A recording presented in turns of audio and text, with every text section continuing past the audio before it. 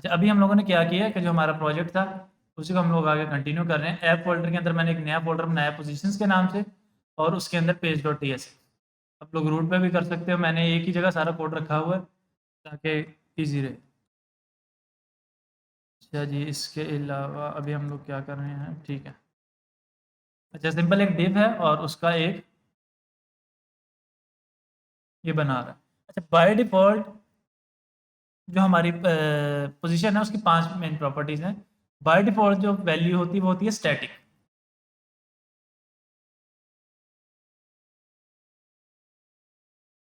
Class name, और by default जो position है वो है स्टैटिक। अब स्टैटिक का मतलब क्या है कि वो एक जगह ही रुकी हुई है, हम उसको चेंज नहीं कर सकते। चेंज करने के लिए हमें उसको बताना पड़ेगा कि इस पोजीशन से लेफ्ट साइड पर जाओ, राइट साइड पे मूव करो, ऊपर मूव करो या नीचे मूव करो। लेकिन चूंकि हम लोग बाय डिफ़ॉल्ट वो है स्टैटिक के ऊपर, तो स्टैटिक में हम लोग मूव नहीं कर सकते, क्योंकि स्टैटिक का मतलब यही है ना कि कोई चीज़ एक जगह पे फिक्स है या रुकी हुई है। अच्छा, अब अगर हम लोग चाहते हैं कि हमने इसको मूव करना है, तो हम लोग इसको किसी ना किसी जगह पर, मतलब इसकी पोजीशन किसी ना किसी तरह से चेंज करें। तो सबसे पहले जो पोजीशन हम लोग चेंज करते हैं वो है रिलेटिव।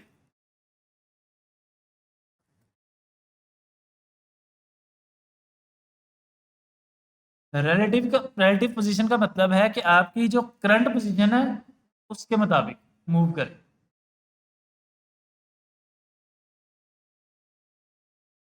अब करंट पोजीशन क्या है, फॉर एग्जांपल ये यहाँ पर आ रहा है और मैं इसको कहता हूँ कि टॉप से मूव करो, तो इसको मैं क्लास लूंगा टॉप, और आगे जितना मूव कर,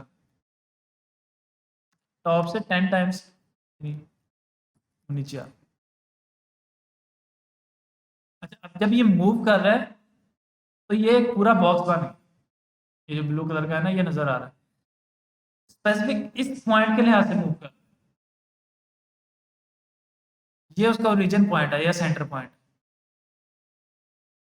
अब मैंने अगर दिया है ना कि टॉप से 10, मतलब यानी कि टॉप से 40 पिक्सल्स बिलो आओ, यानी टॉप से 40 पिक्सल को मूव करो, तो उसने इस पॉइंट को देखा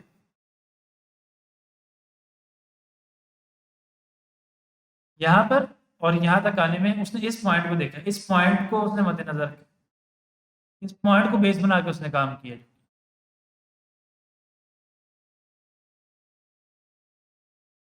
मतलब हाँ, अब वो यहाँ से शुरू हुआ है और आगे जहाँ तक जाएगा वो इसी बना पे 40 पिक्सल। यहाँ पर अगर दिखाऊं रूलर,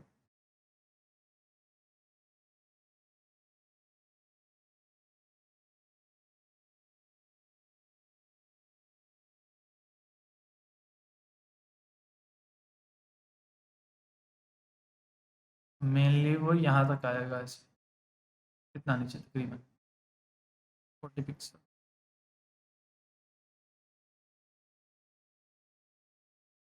वो इस ये जो पॉइंट आ रहा है नीचे लेफ्ट साइड का बॉटम, वो इस पॉइंट को ओरिजिन मान के आगे मूव करेगा। अब हमारी मर्जी हम लोगों को कहाँ पे करवाना है, टॉप से मूव करवाना चाह रहे हैं तो उसको टॉप से मूव करवा लें। अच्छा, अब मैं आपको एक अगर,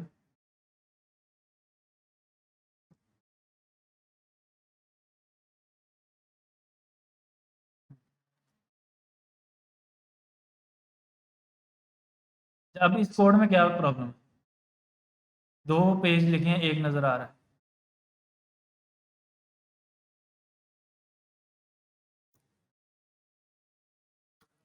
रिटर्न डबल डला हुआ है ना, तो वो पहले रिटर्न कर रहा है दूसरा नहीं कर रहा। या तो अगर हमें दोनों चलाने हैं फिर हम लोग पूरे को एक में रैप कर देंगे।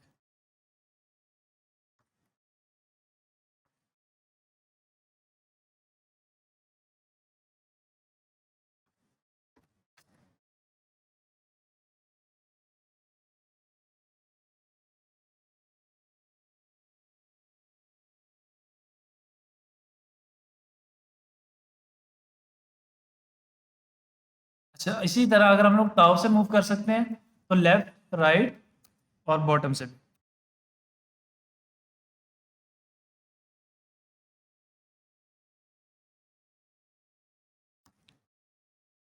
लेफ्ट से करूंगा तो वो लेफ्ट से थोड़ा सा आगे मूव हो जाएगा, और उसके बाद कर लेते हैं राइट।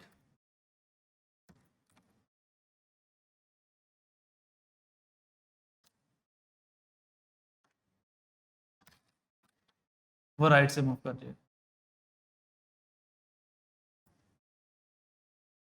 एक टाइम में एक से, या लेफ्ट से या राइट से, रिलेटिव के केस में। एब्सोल्यूट में हम लोग मल्टीपल भी कर सकते हैं। और इसी तरह बॉटम 10।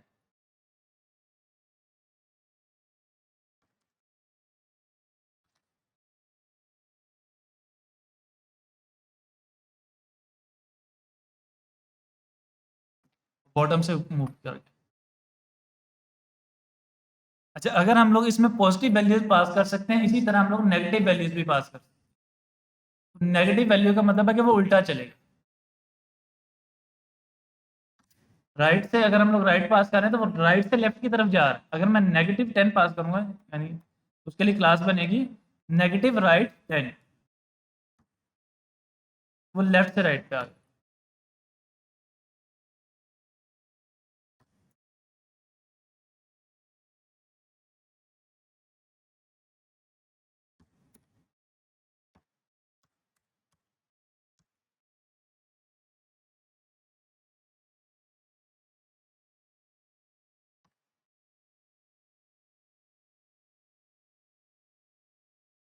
एब्सोल्यूट। अच्छा, ये जो है पोजीशन थोड़ी सी ट्रिकी है यूज करने। अच्छा, ये आ गई पोजीशन एब्सोल्यूट। पोजीशन एब्सोल्यूट सबसे पहले ये देखती है कि क्या जिस भी एलिमेंट को पोजीशन एब्सोल्यूट दी गई है, उसके किसी पेरेंट एलिमेंट को नॉन डिफॉल्ट वैल्यू तो नहीं दी गई।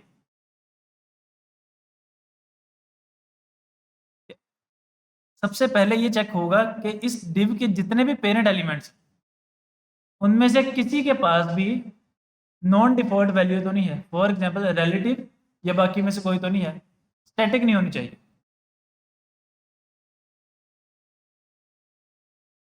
मैं आपको समझा, मतलब समझाता हूँ मैं। अभी के लिए पहले हमें ये लाइन समझनी है कि सबसे पहले ये चेक करेगी कि क्या इसके किसी पेरेंट एलिमेंट के पास स्टैटिक के अलावा कोई प्रॉपर्टी है या नहीं है। पेरेंट डिव कोई हो, हाँ, उसके अंदर स्टैटिक नहीं है, रिलेटिव है या कोई और है, फिर दोनों की आउटपुट में डिफरेंस आ जाता है। अच्छा, अगर तो इसके किसी भी पेरेंट एलिमेंट के पास स्टैटिक के अलावा कोई नहीं है, यानी सारों के पास स्टैटिक ही है, तो बाय डिफॉल्ट इसका पेरेंट बन जाएगा ये HTML का टैग।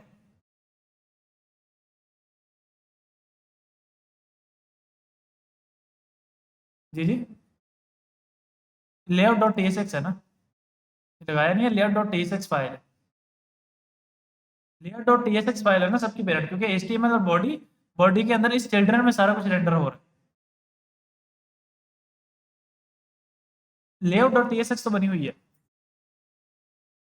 हाँ, ये ऑटोमेटिकली लगा हुआ था जब भी हम नया प्रोजेक्ट बनाते हैं। तो अब अगर मैं इसको कहूँ कि बॉटम से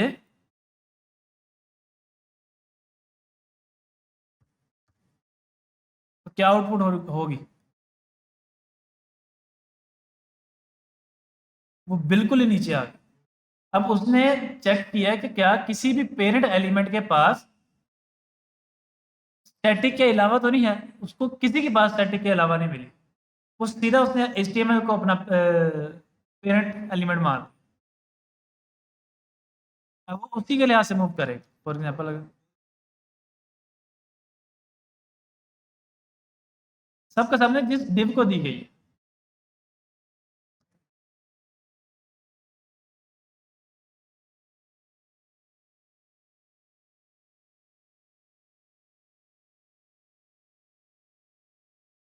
पूरी पेज के लिहाज से, वो जितना आप बनाते रहेंगे उतना एंड होता जाएगा, वो उसका बॉटम एंड पे ही जाएगा। इसी तरह अगर मैं कर देता हूँ -0, बिल्कुल लेफ्ट पे चला जाएगा। इसी तरह राइट में वो राइट पे चला जाएगा।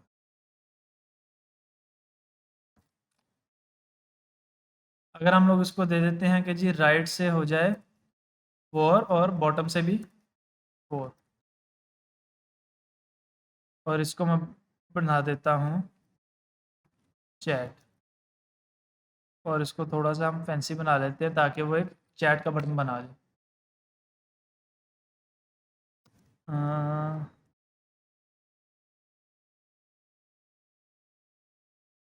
नहीं, 1 मिनट। बीजी डैश ब्लू डैश आंसू और राउंडेड फुल ई डैश 5। या इसको थोड़ा कम कर लेते हैं 0.5। मैंने एक बटन बना लिया जैसे नॉर्मल चैट का बना रहा हूँ, वो ऐसे बनता है, लेकिन ये तरीका गलत है। अब ये गलत क्यों है? क्योंकि इस चैट ने और पूरे पेज के बॉटम पे जाना है। तो अभी तो हमारा पेज सिर्फ इतना की है जितना हमें स्क्रीन में नजर आ रहा है। अगर हमारा पेज की हाइट ज़्यादा है, फॉर एग्जांपल अगर मैं क्या करता हूँ, इसको दे देता हूँ एक मेन का टैग और इसको कहता हूँ क्लास नेम मिनिमम हाइट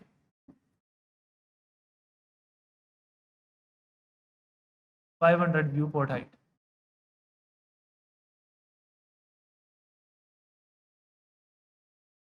नहीं यार,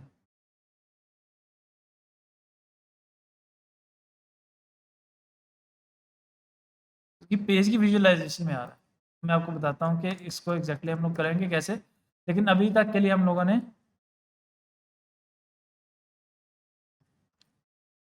इस चीज़ को देख लिया। अच्छा, रिलेटिव और एब्सोल्यूट में फ़र्क समझ आया? रिलेटिव के पेरेंट्स से कोई फ़र्क नहीं पड़ता, वो उसने अपने ओरिजिन के बेसिस में मूव करना है। एब्सोल्यूट अपने पेरेंट के लिहाज से मूव करेगा। अभी मैं एक बटन बनाता हूँ, उसमें हमें और क्लियर हो जाएगा। डिव में मैं इसको दे रहा हूँ नॉन स्टैटिक।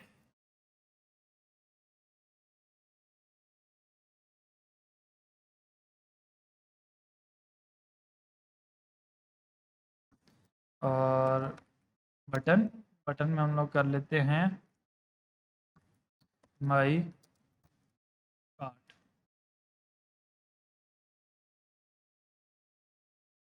अब इसकी थोड़ी अगर हम लोगों ने स्टाइलिंग करनी हो तो हम लोग कैसे कर सकते हैं इसकी स्टाइलिंग?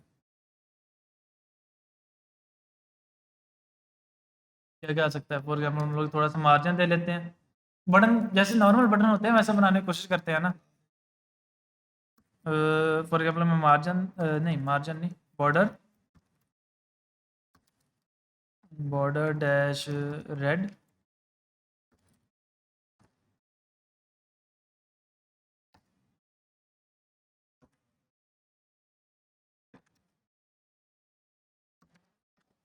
राउंडेड हो गए। अच्छा जी, थोड़ी सी पैडिंग दे लें, सॉरी, पी डैश नहीं, पी एक्स डैश 8,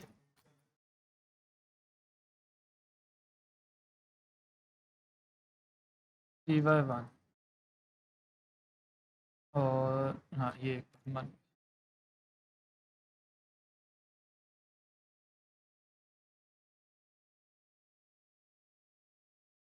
अच्छा, अब इसको भी मैं रिलेटिव दे रहा हूँ, बल्कि अभी के लिए मैं इसको कोई पाथ नहीं दे रहा और इसको भी नहीं दे रहा। अब मैं एक डिव बनाई है, डिव W3H3 और BG डैश ग्रीन, ये डिव नज़र आ गई है।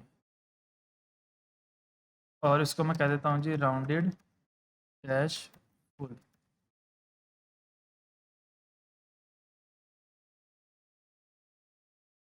अब मैं चाहता हूँ कि नॉर्मली जब कार्ट हम लोग अपनी एप्लीकेशन देखें ना, जो हमारे कार्ट होते हैं, वो इसमें नंबर एक शो हो रहा होता है। मैं नंबर भी लिख देता हूँ इस डिव में, मैंने 1 लिख दिया। और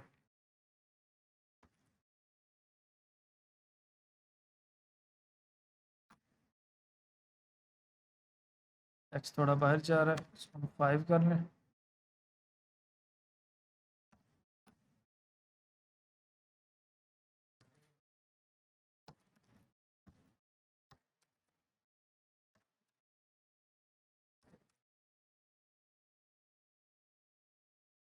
अब नॉर्मली जो हमारे कार्ड के ऊपर ये जो नंबर शो हो रहा होता है, ये इस टॉप राइट कॉर्नर पे शो हो रहा होता है। अब अगर मुझे इसको टॉप पे लेके जाना है, तो मुझे इसको किसी ना किसी तरह करना पड़ेगा। अब 2 तरीके हैं अभी तक जो हम लोगों ने पढ़ा है, क्योंकि स्टैटिक बाय डिफ़ॉल्ट स्टैटिक है, स्टैटिक के साथ हम इसको मूव कर ही नहीं सकते। अब या तो मुझे इसकी पोज़ीशन को रिलेटिव करना पड़ेगा, या इसकी पोज़ीशन को एब्सोल्यूट करना पड़ेगा।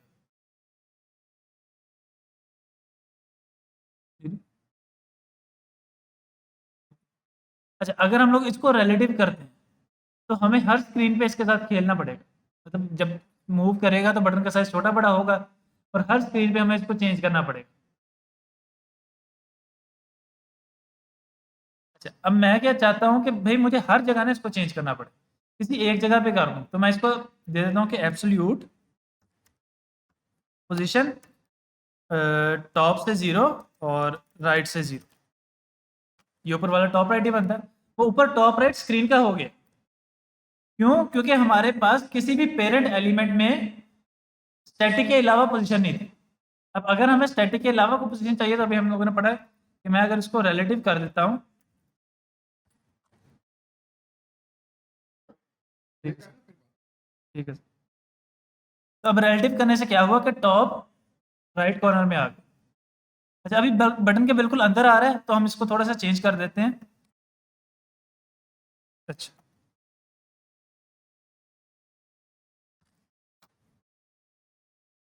यहाँ तक क्लियर है कि मैंने इस डिव को, जिसमें नंबर लिखा आ रहा है हमारा 1, उसको पोजीशन एब्सोल्यूट दी, और उसको कहा कि टॉप राइट कॉर्नर में शो हो जाए।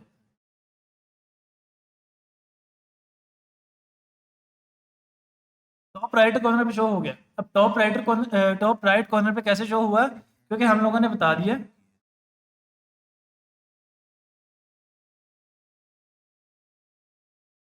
कि हमने उसको कहा कि पोजीशन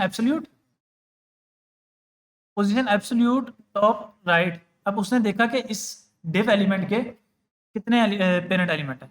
इस डिव एलिमेंट का ये है बटन, उस बटन का है ये डिव। इनमें से किसी के पास स्टैटिक के अलावा कोई पोजीशन तो नहीं है। अगर नहीं है, तो वो इसी तरह पूरी हायरार्की चेक करेगा। 1000 पेरेंट एलिमेंट है, वो 1000 की 1000 चेक करेगा। एट द एंड वो HTML के टॉप पे जाके लग टॉप और राइट टॉप और राइट पे उसने HTML के टॉप राइट पर शो कर। लेकिन मैं चाहता हूँ कि टॉप राइट इस बटन का बने, तो मुझे क्या करना पड़ेगा? मुझे इस डिव का जो पेरेंट है, इस डिव के जो पेरेंट है, इसको स्टैटिक के अलावा कोई पोजीशन देनी पड़ेगी। तो मैं उसको फिलहाल के लिए रिलेटिव दे देता हूँ। मैंने रिलेटिव जैसे पोजीशन दी, उसने क्या किया कि अब इस डिव के पेरेंट के पास स्टैटिक के अलावा पोजीशन थी, तो उसने उस चेंजिंग कर दी उसकी पोजीशन।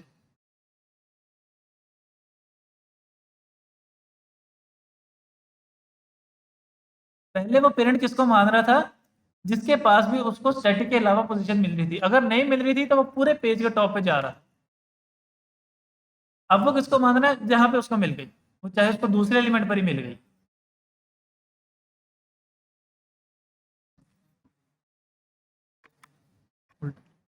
हाँ, वहीं पर हो जाएगा अब।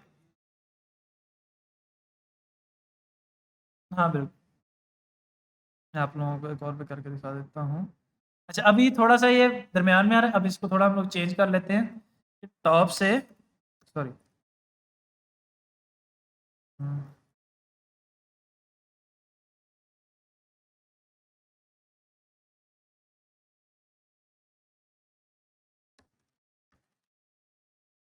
टॉप से साइड पर हो गया। इसी तरह हम लोग राइट से भी माइनस में हो गया।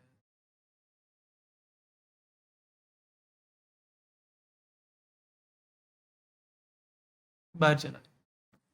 मैं आपको डायग्राम बना के भी इसकी समझा देता हूँ कि एग्जैक्टली हुआ क्या।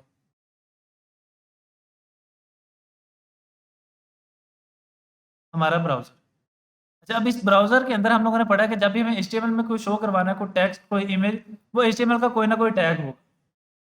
अच्छा, उस एचटीएमएल का टैग सबसे पहला जो पेरेंट टैग है, वो एचटीएमएल ही है। अच्छा, अब एचटीएमएल का टैग कहाँ पर हम लोगों ने लगाया हुआ है भाई? जो पेरेंट टैग है एचटीएमएल का, वो बाय डिफ़ॉल्ट layout.tsx में लगा आ रहा है।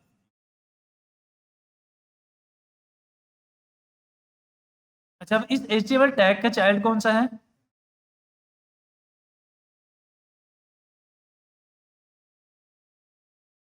Body tag.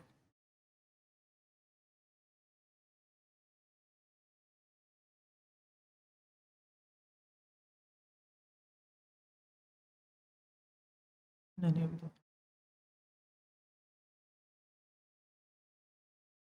अच्छा, अब इस बॉडी के बाद हम पहुँच जाते हैं इस स्पेसिफिक पेज पे। अब इस पेज में ये div एलिमेंट आ गया।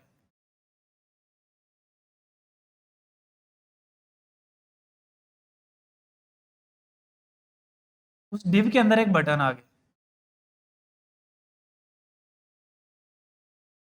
उसके अंदर एक छोटी सी div है, दिस वन।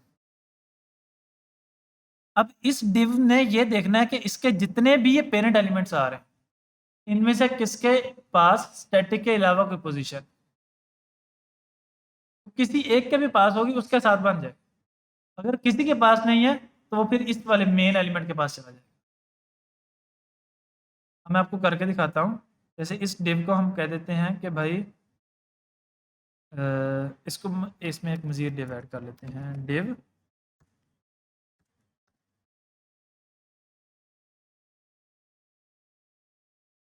अच्छा जी, w dash full h dash full class name width इसको हम लोग दे देते हैं 50%, सॉरी 1/2, और इसी तरह एच बी 1/2 यानी 50%, और इसको मैं बॉर्डर दे लेता हूँ।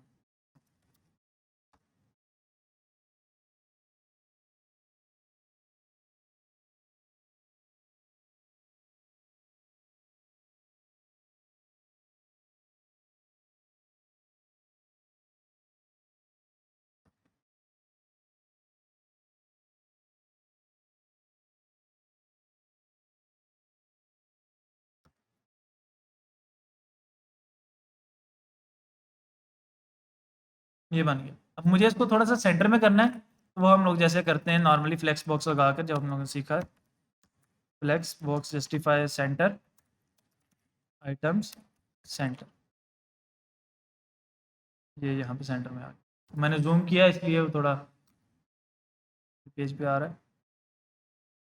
अच्छा जी, अब इसको मैं अनकमेंट कर देता हूँ।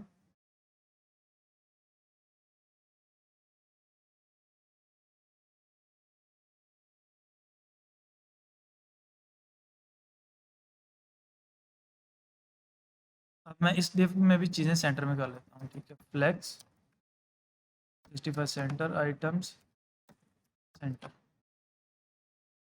अब मुझे इस चीज़ को अगर इस डिव के साथ करना है, तो मुझे इस पेरेंट को स्टैटिक पोजीशन देनी है और अगले को नॉन स्टैटिक देनी है।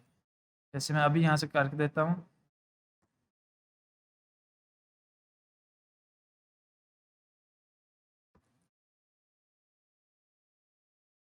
बस इस ग्रीन डिव ने ये देखना है कि किस पेरेंट एलिमेंट के पास स्टैटिक के अलावा कोई पोजीशन पड़ी, उसने उसके साथ जाके चिपक जाना। इसी तरह हम लोगों ने ये वाली चीज़ अचीव की, और इसी तरह ये नेम लिखा आ रहा है नीचे।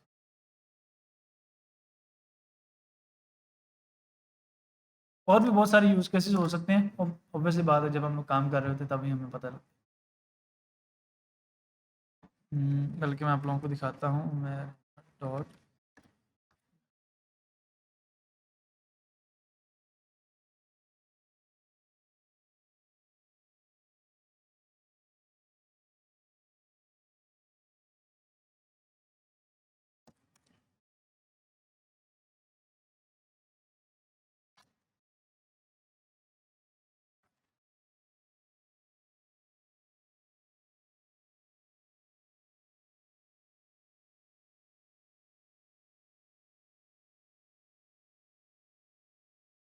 हम्म,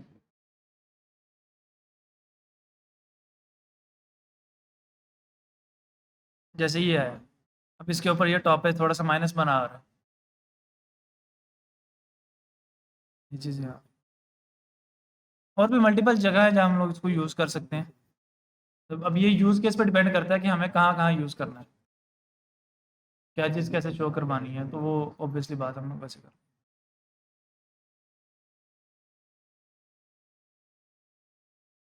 अच्छा, अब दो पोजीशन हम लोगों ने डिस्कस की है, रिलेटिव और एब्सोल्यूट। रिलेटिव तो सिंपल है कि वो अपने जो उसका बेसिक ओरिजिन है वो वहाँ से मूव करना शुरू करेगा। एब्सोल्यूट में कोई प्रॉब्लम, क्योंकि एब्सोल्यूट कैसे मूव करेगा थोड़ा सा कम्प्लेक्स। मैं एक दफ़ा दोबारा बता देता हूँ। जिस भी एलिमेंट को हम लोगों ने मूव करवाना, फॉर एग्जांपल मैं इस सबसे छोटी वाली डिव को मूव करवाना चाह रहा हूँ, तो सबसे पहले तो हम लोगों ने ये चेक करना है कि इसके किस पेरेंट एलिमेंट के पास नॉन स्टैटिक पोजीशन है। जिस भी एलिमेंट के पास नॉन स्टैटिक पोजीशन होगी वो उसके साथ जाके लगेगा। जैसे यहाँ पे इस बटन के जो ये जो बॉर्डर बना रहा है इसके पास नहीं थी, उसके बड़े जो से एलिमेंट है उसके पास थी, वो वहां लगा। इसके बाद भी कोई होगा तो वहां पे मूव करेगा।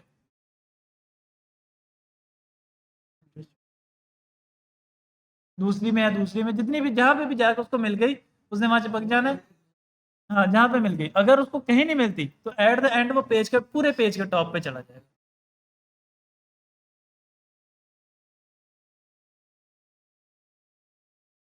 जो फर्स्ट अवेलेबल मिल जाएगी, जैसे फॉर एग्जांपल मैं इसको करता हूँ, इस बटन को भी दे देता हूँ, ये रेड वाले को ठीक है, तो उसको जो फर्स्ट मिली उसी को अडॉप्ट कर।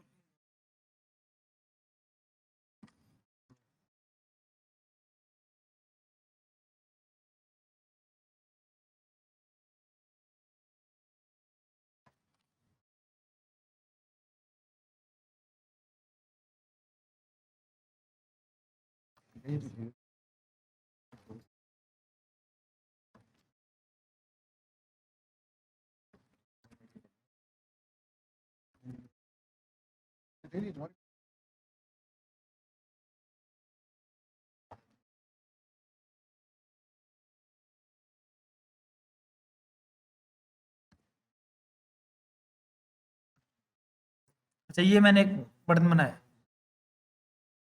अब एक और पोजीशन है फिक्स्ड के नाम से।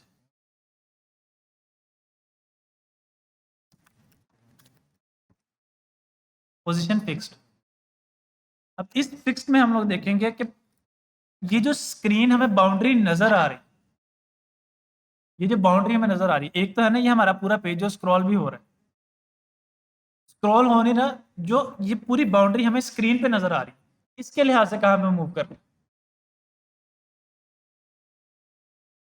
ये जो हमारी स्क्रीन नजर आ रही है, जैसे मेरी बैकग्राउंड पूरा व्हाइट नजर आ रहा है, बाकी सारी चीजें वो डार्क की हुई हैं, ये जो व्हाइट नजर आ रहा है इसके लिहाज से कहाँ पे मूव करना है, कहाँ उसको लाके फिक्स करना है।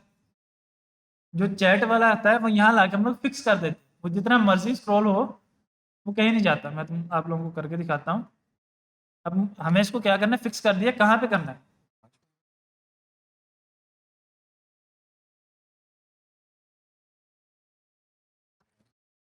Bottom zero.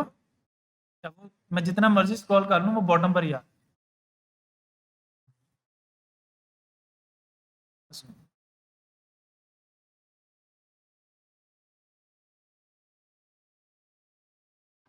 स्क्रीन का बॉटम।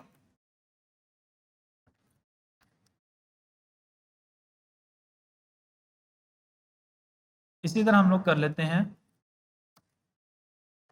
Right one. अब ये मैं जितना मर्जी स्क्रॉल करूँ वहीं पे फिक्स आ रहा है। इसको थोड़ा और भी हाइट दे देता हूँ, मिन डैश एच डैश 1000 ही है।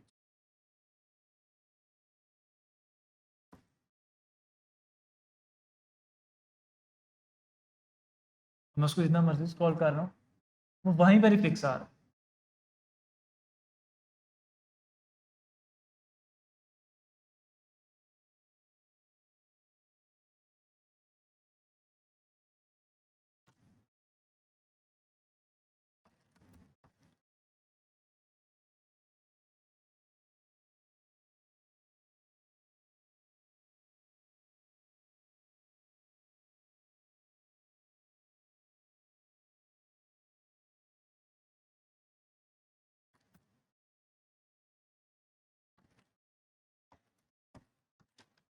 यहाँ तक किसी को problem?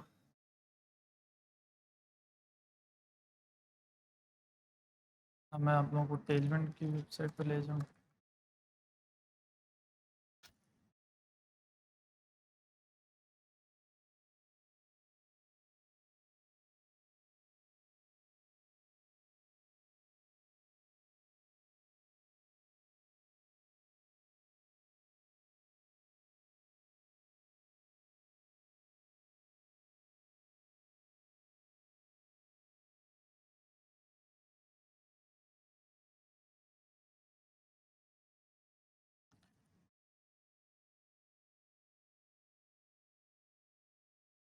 Absolute charge.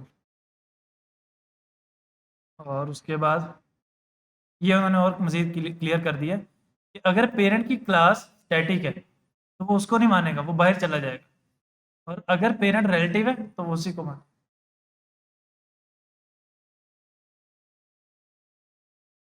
Static child, static sibling, ये स्टैटिक पेरेंट या रिलेटिव पेरेंट, तो रिलेटिव वाला पेरेंट।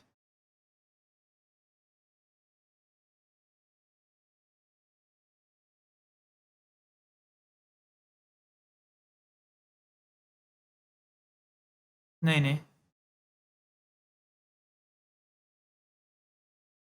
मैं आपको दोबारा बता देता हूँ। अच्छा, हैं दोनों पोजीशन ही, दोनों में फ़र्क कहाँ आता है, एक जगह से दूसरी जगह जब मूव करना है तो ओरिजिन कहाँ क्या होगा, किस पॉइंट को देखते हुए मैंने मूव करना। फॉर एग्जाम्पल अगर मैंने मूव करना है तो मैं ये कहूँगा ना कि मैं यहाँ से वो डोर तक जाऊँगा, या यहाँ से इस डोर तक जाऊँगा, या कहीं किसी एक स्पेसिफिक पॉइंट तक मैं मूव करूँगा। तो मुझे कोई ना कोई एक ओरिजिन चाहिए या एक एंडिंग पॉइंट चाहिए। वो ओरिजिन क्या होगा जहाँ से मैं स्टार्ट करूँगा, उसके बेसिस पे ये चीज़ें डिफाइन होती हैं। अगर तो किसी भी एलिमेंट के पास रिलेटिव पोजीशन है तो वो लेफ्ट बॉटम से मूव करना स्टार्ट करेगा। लेकिन अगर किसी के पास एब्सोल्यूट है तो वो मूव कर अपनी जगह से नहीं मूव करेगा, वो मूव करते वक्त देखेगा पेरेंट एलिमेंट की पोजीशन। अब पेरेंट एलिमेंट में कौन सा, पेरेंट एलिमेंट में वो जिसके पास, अभी ये वाली जो एनिमेशन है अगर हम लोग गौर से देखें, ये थोड़ी सी है, मैं अगर इसको कोड कहीं से निकाल सकूं, ओपन सैंड, ठीक।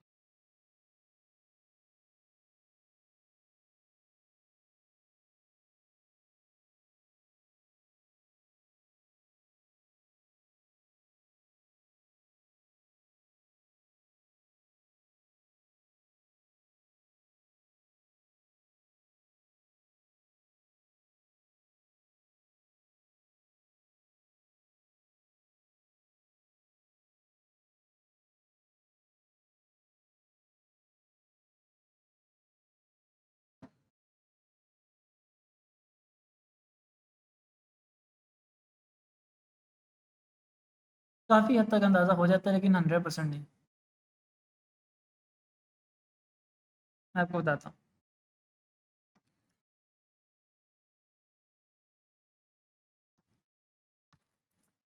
अब इस वेबसाइट के स्टार्टिंग में ना पूरा लोडर बना रहा है, तो जितनी भी एप्लीकेशन रिएक्ट में बनी थी ना, उन सब की एप्लीकेशन के स्टार्ट में ऐसा एक लोडर बना हुआ था।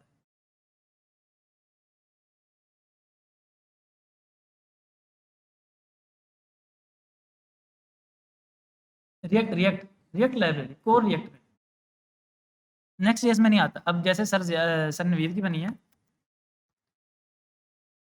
नेक्स्ट जेएस में।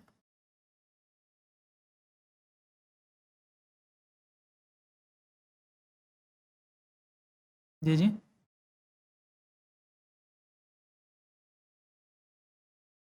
जैसे इस ये जब हमने एप्लीकेशन स्टार्ट की थी तो एक लोडर बना आ रहा था, वो स्क्वायर के अंदर कलर फिल हो रहे थे।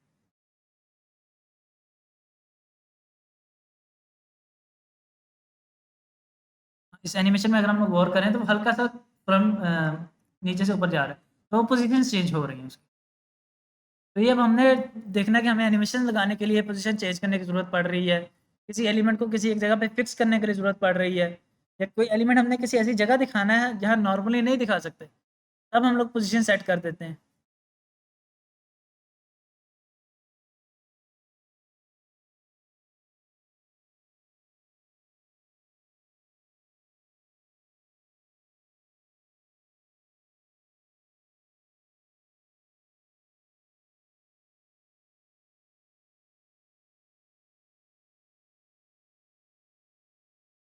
वेबसाइट डेवलपमेंट के कैसे बनाएं आप? बहुत सारे काम हो जाएगी, मैं बताता हूँ। रिएक्ट, जब तक सारे आते हैं तब तक हम लोग डिस्कशन कर लेते हैं, क्योंकि हमारा टॉपिक मेन आज जो आज का था वो हो गया। React, angular, view, next JS, next JS, और उसके बाद रिमिक्स, गैट्सबी, फास्ट या फक्स, इस तरह करके भी कुछ है। लिख लेता हूँ, यहाँ पे भी लिख लेते हैं जेएस वेब।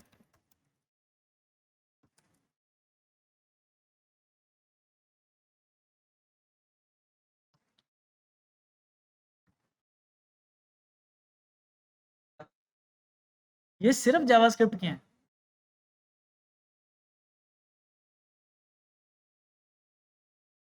पीएचपी के अलग है, वो लारावेल है, ये चीज़ें सारी।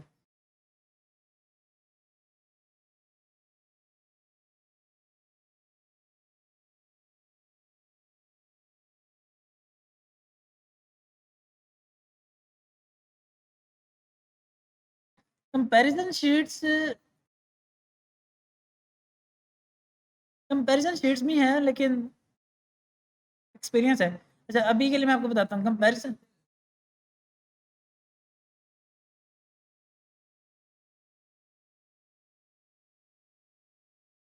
अच्छा, पीएचपी तो वैसे स्लो टेक्नोलॉजी है ना, मैं आपको बताता हूँ। तो कुछ टेक्नोलॉजी हमने बनाई हुई है स्पीड की बेस पे। जो पीएचपी है ना, वो बार बार रीलोड करने के लिए काम आ रही है पेज। कहीं अगर आपका पास ऐसा डाटा है जहाँ आपको रीलोड करना पड़ेगा, वो उस एक्सपीरियंस को आप कंटिन्यू करना चाहें, जैसे W3 स्कूल है, वहाँ पर फिर आप पीएचपी वगैरह यूज़ करते हैं, और ASP .NET हो गया, इस तरह की टेक्नोलॉजीज़ यूज़ करते हैं। और पाकिस्तान में ही ज़्यादा पीएचपी पे काम हो रहा है, बाहर भी हो रहा है लेकिन अभी इतना नहीं हो रहा। वर्डप्रेस वगैरह पीएचपी में ही है सारा, क्योंकि पीएचपी सारा कुछ ही सर्वर पे ले जाती है। हमारी टेक्नोलॉजी की दुनिया में कोई भी चीज़ कभी ऑब्सोलीट नहीं होती, यहाँ पुरानी हो जाती है और उसी बेस पे फिर कम यूज़ होती है।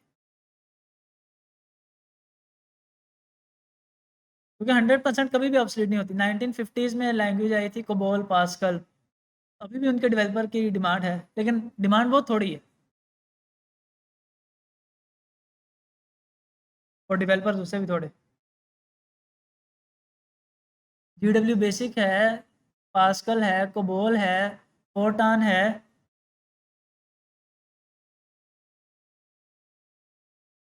हाँ, बेसिक का डेवलपर चाहिए हमें।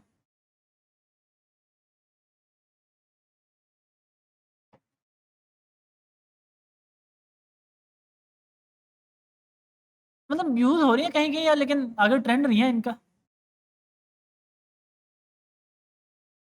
क्या वो ये अभी तक चेंज, अभी तक यूज़ हो रही है। जैसे ये देखो ना, ये उन्होंने एक लिस्ट दी हुई है कि रिएक्ट 2016 से 2022 में कितनी वेबसाइट में यूज़ हो रही है। अभी 82% वेबसाइट्स में तकरीबन 2022 का स्टैट आ रहा है। उसके बाद फिर एंगुलर है, फिर व्यू है, फिर स्वेल्ट है, पी रिएक्ट है, एम्बर है, सॉलिड है, लिट है, एल्पाइन है।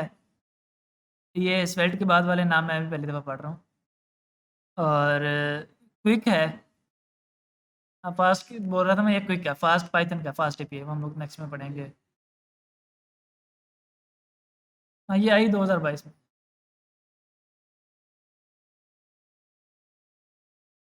तो कोई दो चार इसमें और ऐड कर लें, गेट्सबी है, रिमिक्स है, नेक्स्ट है, वो भी है नहीं। तो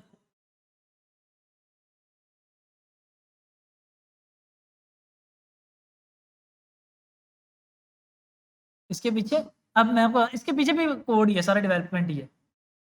जैसे हमारा जो नेक्स्ट जेएस का कंपाइलर है या कोड है, वो सारा के सारा रस्ट में लिखा गया है। जो कंपाइलर है वो रस्ट प्रोग्रामिंग लैंग्वेज से बना हुआ है। यहाँ पे कहीं नहीं लिखा। रस्ट बड़ी स्ट्रॉन्ग लैंग्वेज है, लो लेवल मतलब लैंग्वेज है तकरीबन। यहाँ कहीं मेंशन भी होगा शायद।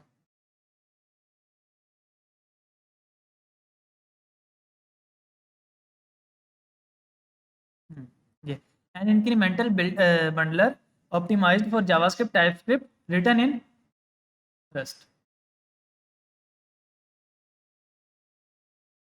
An extensible Rust-based platform for next generation of fast developer tools.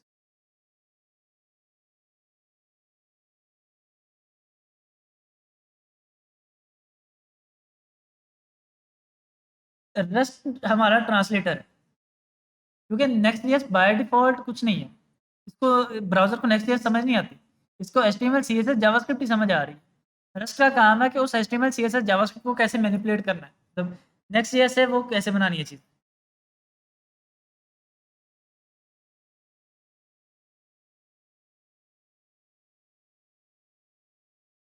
HTML, CSS, JS में लिखने का आसान तरीका है रस्ट।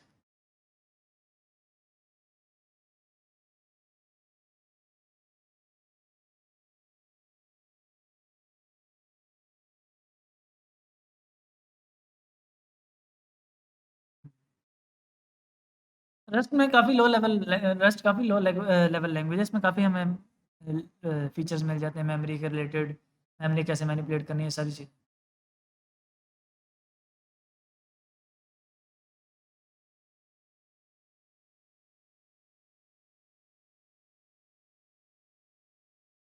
चल 100% लो लेवल तो अब कोई भी नहीं आ रही प्रोग्रामिंग लैंग्वेज।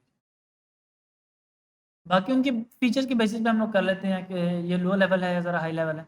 इसमें हमें मेमोरी के ज़्यादा फीचर्स मिल जाते हैं, मेमोरी को हम लोग अपने कंट्रोल में कर सकते हैं, उसको लो लेवल कंसिडर किया जाता है। मेमोरी को या सीपीयू, जीपीयू यूसेज को हम लोग कंट्रोल कर लेते हैं थोड़ा बहुत, और लो लेवल लैंग्वेज कंसिडर होती है।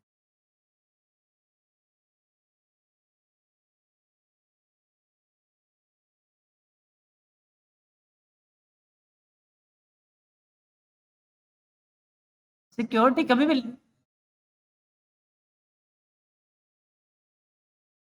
हाँ, हाँ।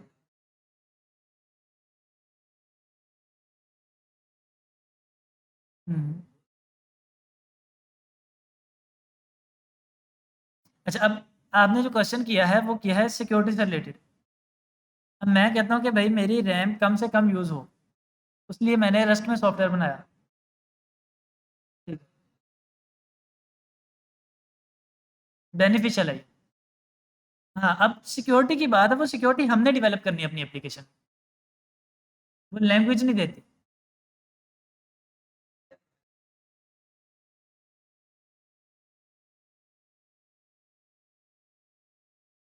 उसके अंदर रिसोर्सेज़ ज़्यादा इस्तेमाल हो रहे हैं,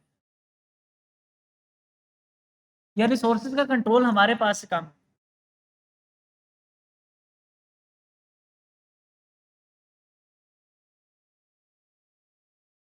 तो बाकी सर आते हैं इंशाल्लाह, फिर वो कंटिन्यू करवाते हैं।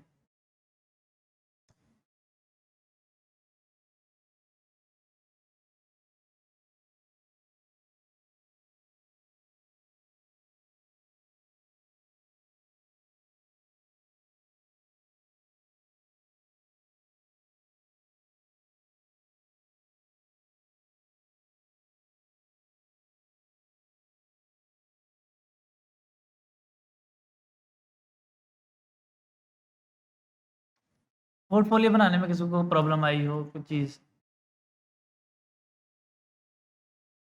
हाँ, टेक्स्ट लाइन के लिए जो टाइपराइटर की तरह चल रही है, उसके लिए एक लाइब्रेरी यूज़ होती है, रिएक्ट टाइपराइटर करके।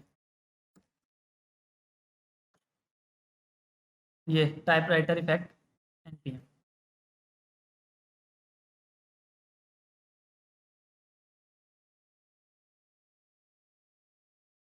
ये आ गया उसका प्रोसीजर, एनपीएम ये करना है, उसके बाद टाइपराइटर इंपोर्ट करके दिस वन पूरी अरे दे देनी है कि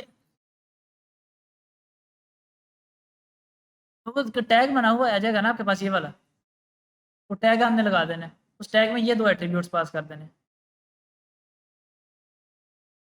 बाकी ये एट्रीब्यूट आप पास कर सकते हो, ऑप्शंस जो हैं कि स्ट्रिंग्स कौन-कौन सी आएँगी। स्ट्रिंग का मतलब है मैसेज, जैसे कुछ लोग एक ही मैसेज प्रिंट करवाते हैं, कुछ मल्टीपल प्रिंट करवा रहे हैं, जैसे हाँ, यहाँ पर ये एक ही मैसेज प्रिंट हो रहा है, you are very on technology closet, लेकिन कुछ वेबसाइट्स पे मल्टीपल शो हो रहे होते हैं। अगर आपने मल्टीपल करवाने हैं तो यहाँ पे मल्टीपल पास। हाँ, ये आ रहा है, डिलीट स्पीड और ये सारी चीज़ें। वापस जा रहा है ना, तो वो डिलीट हो रहा है। वही आ रहा है, डिलीट स्पीड और ये सारी चीज़ें, नेचुरल है, नंबर है।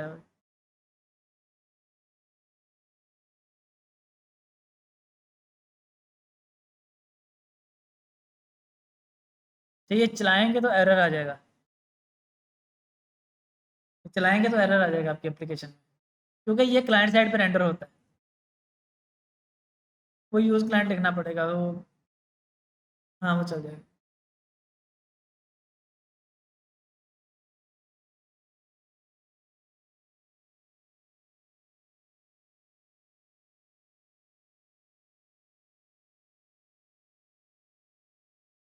This includes a react component, react client side है सारी।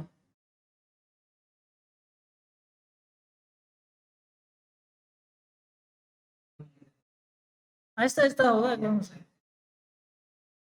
तो मुझे इसलिए याद है क्योंकि मैंने पढ़ी रिएक्ट थी सारी। जब हमने पढ़ी तब हमें पता था कि सारा कुछ क्लाइंट साइड पे हो रहा है। सर्वर साइड वाला रौला ही नहीं था।